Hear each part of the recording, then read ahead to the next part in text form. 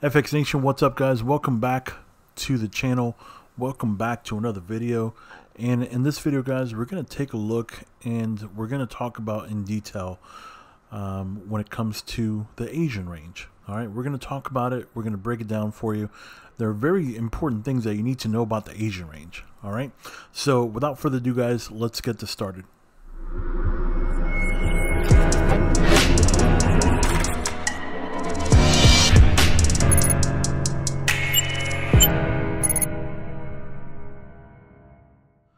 Alright guys, so let's talk about the Asian range. Alright, so before we get started, if you trade with market makers or if you trade any type of variant of this strategy, alright, you may hear different variations of what the Asian range is. So let me just give you a couple of examples of what you might see others say. Might see others say that you know, this entire area here, or this entire area here, or this here, this here, this here. So any of this stuff would be considered like to them Asian range. So that's one thing you might see out there. Another thing that you might see out there is you might see people drawing their Asian ranges from the beginning of the marker of the reset day, basically. So you might see them, you know, drawing it out like this, and they might go until 3 o'clock in the morning Eastern time. So they might go from 5 to 3. Some might go from 5 to 1. Okay, you'll see different variations of what they think an Asian range is. The Asian range for me starts when the beginning of the Tokyo session starts, and that's essentially 8 o'clock, 8 p.m. Eastern Standard Time. So that to me is the start of the Asian range. I don't count 5 o'clock here. I don't count from the start of the day from 5 o'clock, because at 5 o'clock is actually the beginning of the Sydney session, the Australian session. Right, so that to me is not the Asian range. The Asian range to me is at the beginning of the Tokyo session. Now, for me, also is it goes all the way out to 2. So from 8 to 2 is my Asian range. Why to 2? You'll see others go to 3. You'll see others go to 1. 2 a.m. Eastern Standard Time is the end of my Asian session.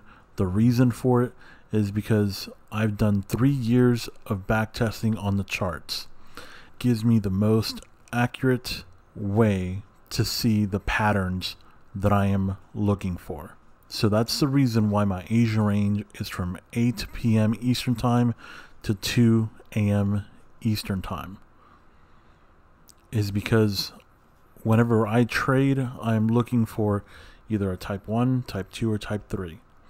Going back 3 years into the charts on all the different pairs, 8 to 2 is going to give me the best way to see the patterns. So that's why my Asian range is 8 to 2. I don't care what anybody else does or anybody else says. That is my Asian range because I've back tested. I know that it works.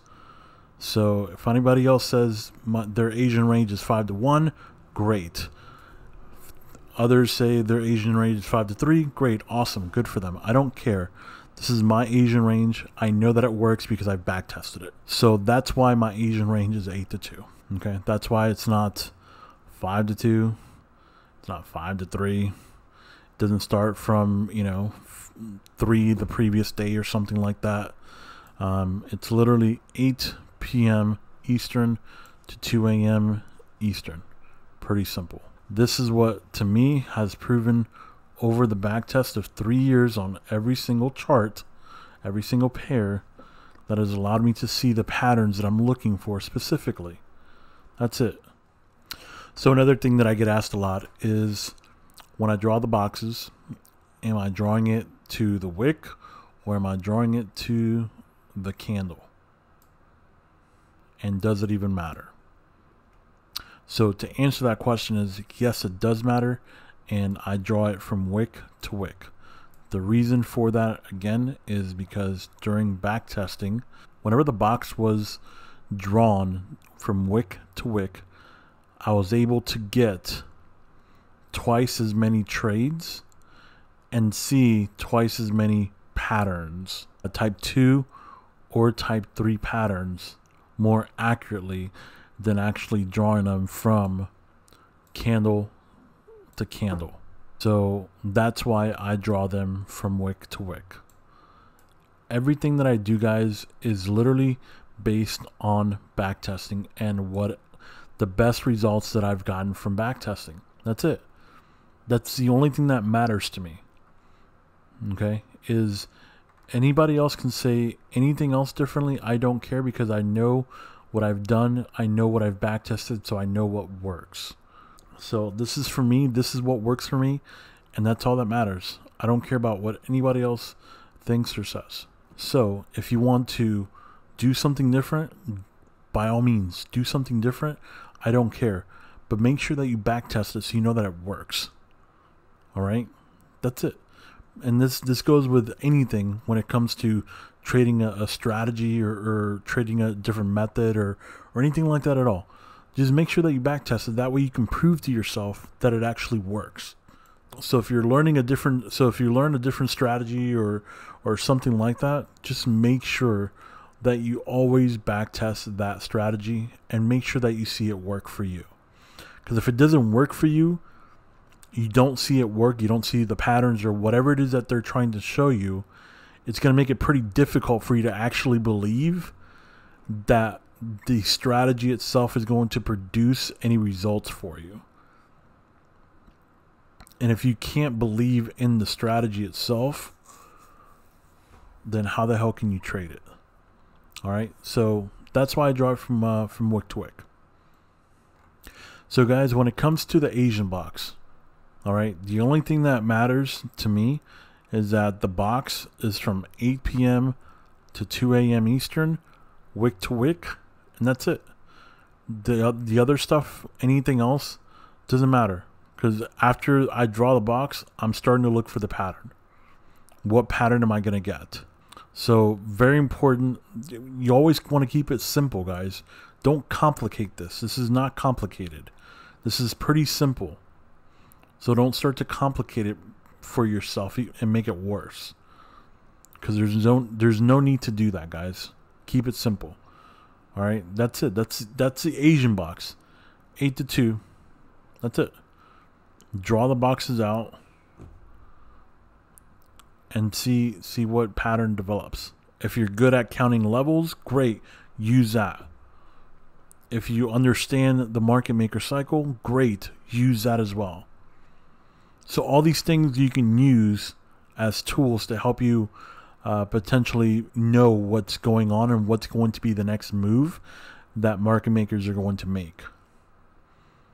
Okay, but if you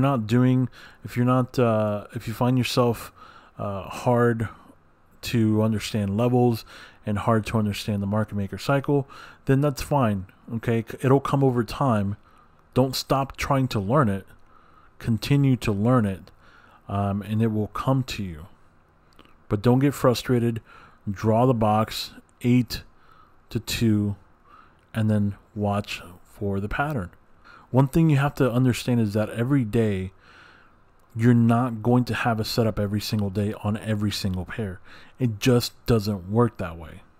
Every single pair is not going to move that day. There's only going to be a very specific set of pairs that will move that day, that will have the pattern. And it all starts with the Asian box that'll help you see the patterns.